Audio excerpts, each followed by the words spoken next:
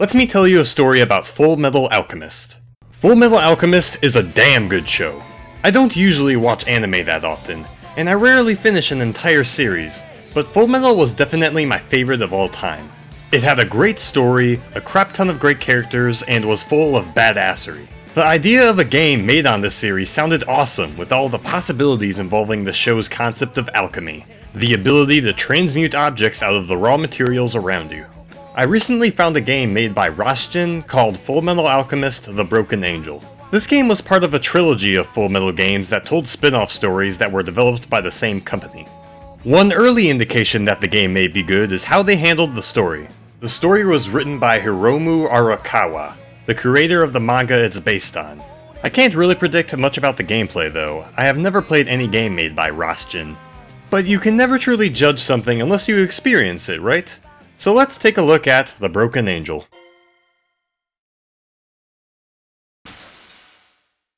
So everybody watch your backs, okay? I know it too well. Well then? Let's go! For those of you who may not know the overarching story of the anime, or at least the 2003 anime, I will give you a basic rundown. When brothers Edward and Alphonse Elric were young, their mother died. Out of grief and desperation, they tried to bring her back from the dead using alchemy. They had enough ingredients to make a human body, however they didn't have anything that they could exchange for a human soul, thus disobeying the laws of equivalent exchange. To obtain something of equal value must be lost.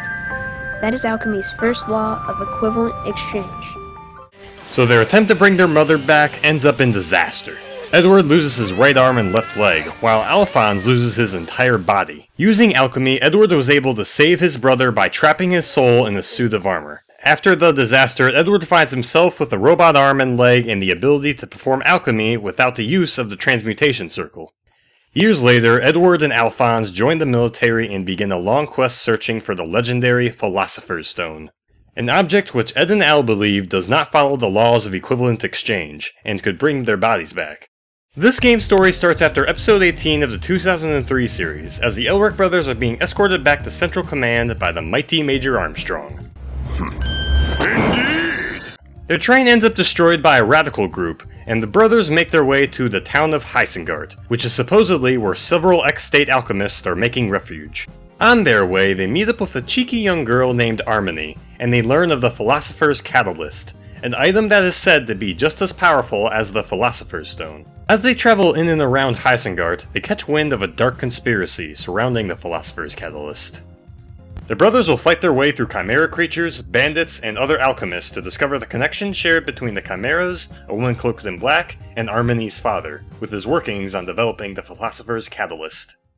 The main story itself is pretty good, and is pretty well paced throughout this 20-hour game, but some people may have a problem with the way it's told. About 95% of the story is told through these text boxes, with which the characters will converse through. If you are used to cutscenes or just voice acting in games, this can seem kind of off-putting, even with the occasional fully voiced animated cutscenes. However, if you are willing to pull through, you can get a really good story experience out of The Broken Angel.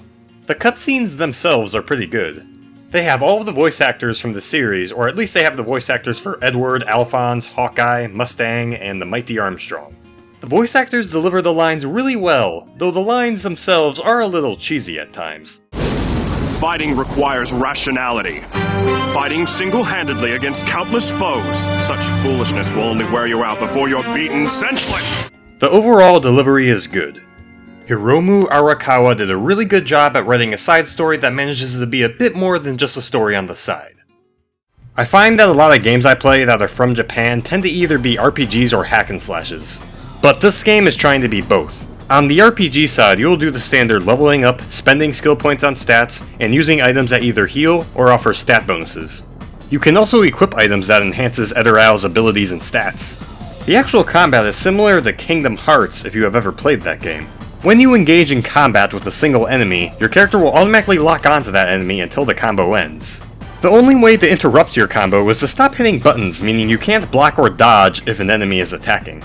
Because of this, you will have to funnel enemies in a straight line in order to keep them in check. A hack and slash having you use this particular combat strategy doesn't bode well for it. but I think Edward's ability to use alchemy makes up for it. Using the circle button, Edward can create different weapons and machines to help him and Al out during combat. Without anything to transmute, Edward can create stone walls to provide him protection.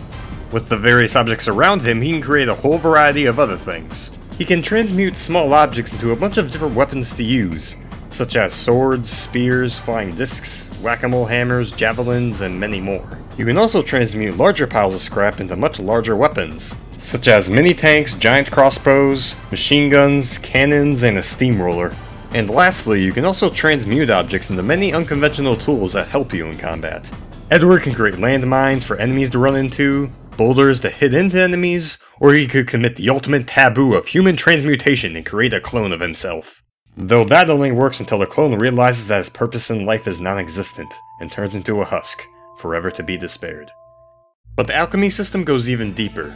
Throughout the game you will find various parts and scrap that you can apply to already transmuted items. You can enchant your weapons with lightning or fire. With the turrets and vehicles you wield, you can use parts to refill their ammunition. My overall opinion on the alchemy system is that I love it. The man-to-man combat by itself isn't as deep, and it doesn't have a lot of strategies, with the best strategy often having you funnel enemies in a line to hit them with powerful combos. But the alchemy presents so many new options and strategies to combat, and I feel it makes up for the lackluster hack-and-slash system. Now let's not forget that Edward's brother Alphonse also plays into the combat. Alphonse can't use alchemy, and due to the game's lack of multiplayer, you can't play as him, which is a huge disappointment.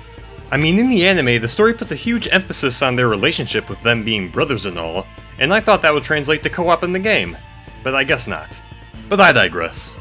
Unless you mistakenly equip Alphonse with the ripped loincloth, his behavior consists of him charging towards enemies at the beginning of every fight. You can give Al various commands in combat using the left shoulder button, and what he does depends on where and how you press the button. If you press the button while he is at a distance, Al will come to your side. When Al is near you, pressing the button will cause him to do a tackle move towards the nearest enemy. If you hold the button down, Al will make himself into a shield and protect you. And lastly, you can also command Al to wield a turret or weapon if you are near that particular turret or weapon. Alphonse adds some welcome strategy to combat. It wouldn't be Fullmetal Alchemist without Alphonse, and he does prove to be pretty useful in combat, with only his tendency to try and kill me every once in a while being bothersome.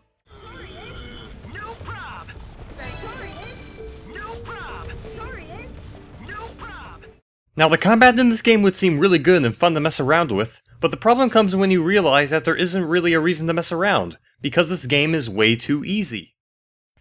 Well, the game isn't easy 100% of the way through. Early on, you have to watch your health closely to avoid dying, but for the rest of the game, I personally found myself swimming in healing items. When I got used to the combat, I was able to stock up on all sorts of items, and without the fear of dying, I didn't feel the need to strategize my combat most of the time. I usually just did whatever I felt like. The game ended up becoming really repetitive towards the end, and even though I love the alchemy system, I never found myself having to use a particular transmutation for any particular situation. The times where I actually did need to strategize and the game was actually difficult were some of the best parts of the game, and it's a shame that those moments barely made an appearance. Some of these moments made appearances during the boss fights. Boss fights in this game start off pretty simple and easy, but later on they get tougher. One creative boss fight has you running away from invulnerable enemies while chasing the alchemists who control those enemies. You also fight a reoccurring boss that is really vulnerable to Al's tackle move, though he gets much more dangerous each time you encounter him. But his third form ends up being more annoying than challenging. There are 3 main Chimera bosses that you fight that team up against you for the second to last boss fight for a spectacular showdown. The final boss was a large blob monster and an unrelenting alchemist controlling it, and it was definitely worthy and challenging enough to be a good final boss.